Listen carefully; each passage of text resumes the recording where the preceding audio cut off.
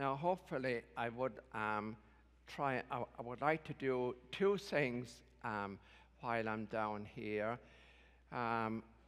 which would be try and explain a little bit of the background of the gospel this morning, and then give it a practical application in our lives.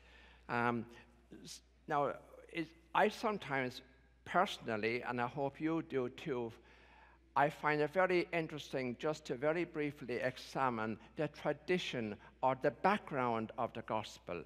So in the gospel this morning, why we see the Pharisees and the Jews who were watching Christ and his disciples got very upset about not washing their hands. What was all that about? Well, there's a little phrase there, the tradition of the elders. And this is, even to the present day, this is true in some sections of society. The tradition of the elders was that the tradition of the people who lived in the cities, the elite, as opposed to the country bumpkins, or would you call them a redneck here? You know, somebody up from the country. And even in Ireland to have that kind of thing. People living in the city always look down on the people from the country. I don't know if you do it here or not, but. And the people in the city always washed before they sat down to a meal, and they had all kinds of traditions. Whereas the people in the country, where Jesus was, as we know, a traveling rabbi with his apostles, they didn't have access in those days to water, and they didn't have the means of washing and so on. So they didn't have all these traditions, and they come to the city, to Jerusalem, and the Jews there are just really critical of them, and they refuse to accept them. The other important thing also is this, that the Pharisees and the people living in Jerusalem who followed all these traditions regarded themselves as very good people. And so when they were out and about, in case they came in contact or touched anything that a Gentile, a non-Jew, had touched, then they would wash their hands because they wouldn't want to be contaminated by those kind of people. And so Jesus could see into their hearts, and hopefully you can see now why he got so annoyed with those Jews and with those Pharisees. It was a question of not getting involved, not wanting these kind of people around them. Just look after yourself. Don't get involved with anybody. There's a little story of a young Jewish man knocked on the door of a house one night rather late, and an elderly Jewish man opened the door, and the young Jewish man said, "Sir, can you tell me what time it is?"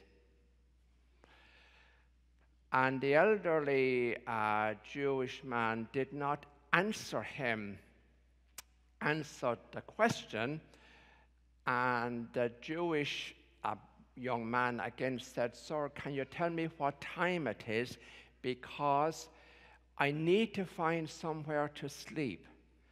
And the Jewish man replied that there is an inn down the street from here. It's the only one in this city.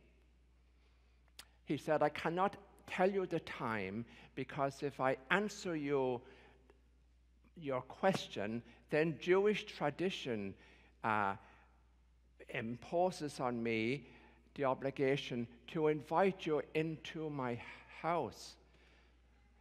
And you're a very handsome young man, and I have a very beautiful daughter in my house. And if I invite you in and you see her, the likelihood is you'll fall in love with her and you'll want to get married to her.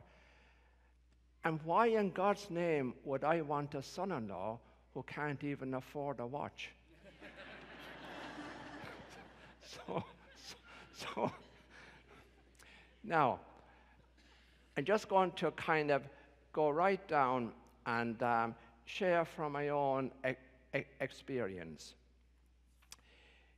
In the church today, again, in the Catholic Church, well, first of all, can I say, Jesus came to reform Judaism.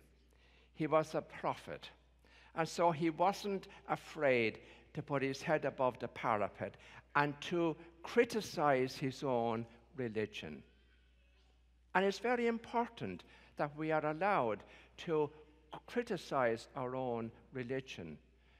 Today, we're frowned upon if we do that in the church. And Jesus was a totally subversive thinker. He didn't come to found a new church. So, it might surprise you, and I think I said it to you before, Jesus wasn't a Catholic. He never heard of Catholicism. Jesus wasn't a Christian. Jesus was born a Jew and he died a Jew. And he had a great respect for his own religion. But he wasn't afraid to speak out and to criticize it at times when it needed to be. And we ought to be able to do that too in our church if we're truly following the Lord.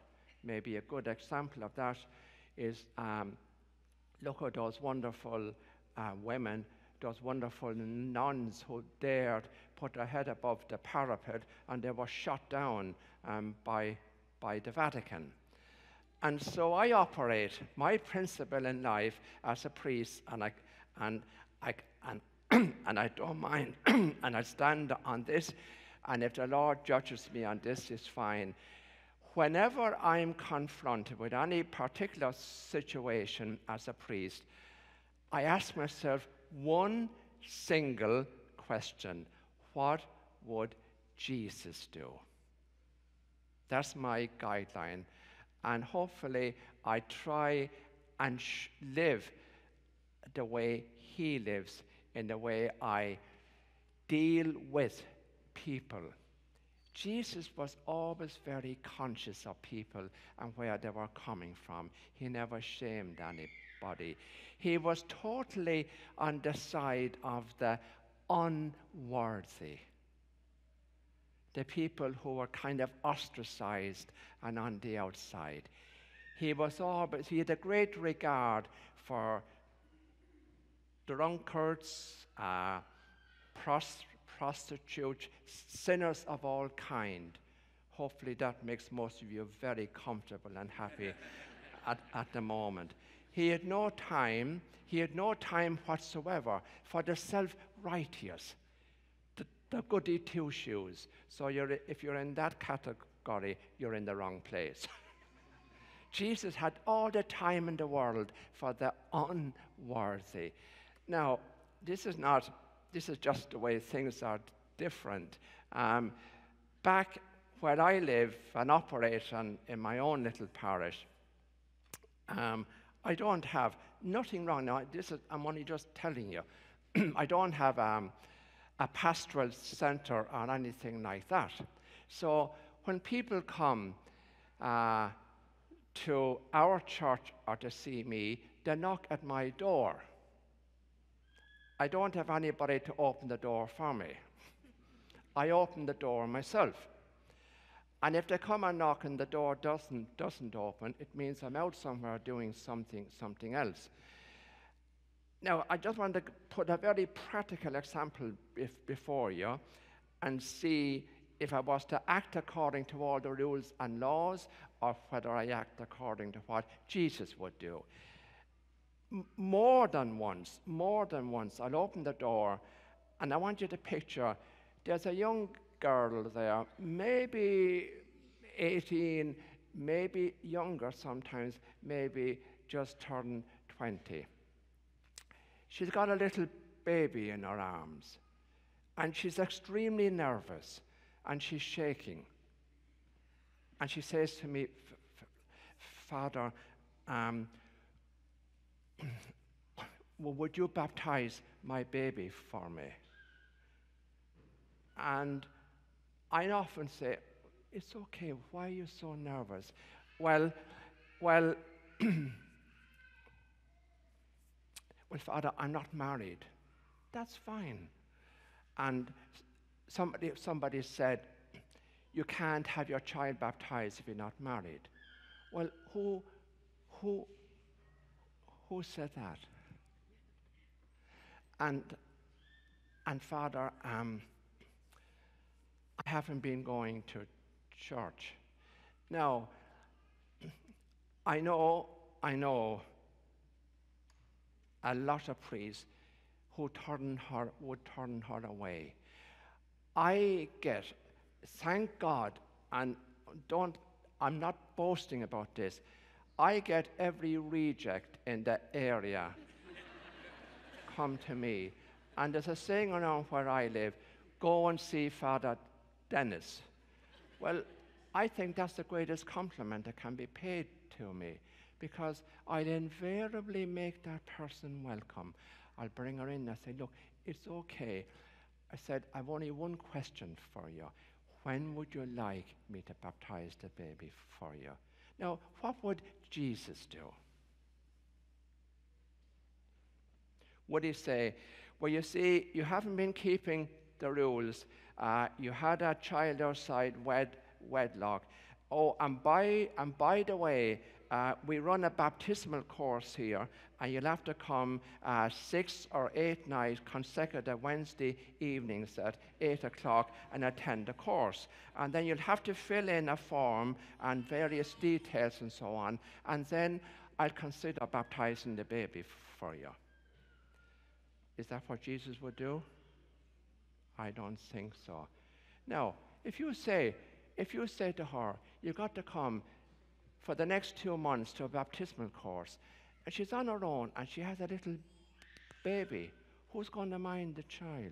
You know, you got to consider these practical things. Well, when I stand before the Lord, and if he says to me, Denis, you know all those babies you baptized and the mother wasn't married, how do you answer that? All I'll say is, what would you do, Jesus? I'll turn it right back on him. And I don't. And he'll say, touche. Because that's really, isn't it? That's what it's all about. And that's the lovely, lovely, beautiful Lord, and the lovely, beautiful Jesus that I want to tell you about. And that's the Jesus and the Lord that I'm in love with. And that's the Lord that I follow. And that's the Lord that gets me out of bed every morning full of joy and absolutely full of gratitude that He's given me another day. So never ignore anybody. And one final little question. What's the most difficult thing you find to give people?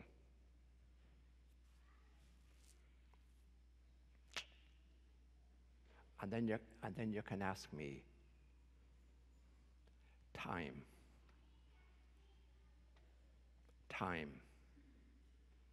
And that's all some people want. A little bit of your time. I find it hard, and I'm not embarrassed in saying that, but thank God I'm aware of that. I'm very aware of that, and I try to have time for people. And have you ever noticed, I don't know if it happens here, but it happens at home, the phone goes, somebody in the end of the phone, oh, hello, Father, I know how busy you are, and I'm very sorry for phoning you. And I answer, well, why did you phone then? if I'm too busy to have time for you, then I'm too busy. Just time. That's all some people want. Time and a bit of loving, tender care. And that's what the Lord always gave. So let's stand and pray.